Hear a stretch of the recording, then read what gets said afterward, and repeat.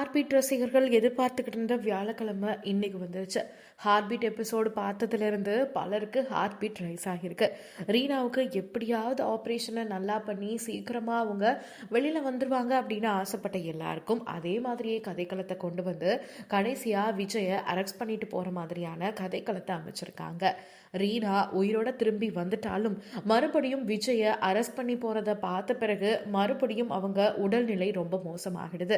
So அடுத்த season 2026 வரும் அப்படிங்கிற அப்டேட்டையும் கொடுத்துருக்காங்க. ஆனால் ரீனா மறுபடியும் கோமாக்கு போயிடுவாங்களோ அப்படிங்கிற ஒரு மிகப்பெரிய அச்சம் எல்லாருக்குமே இருக்கு.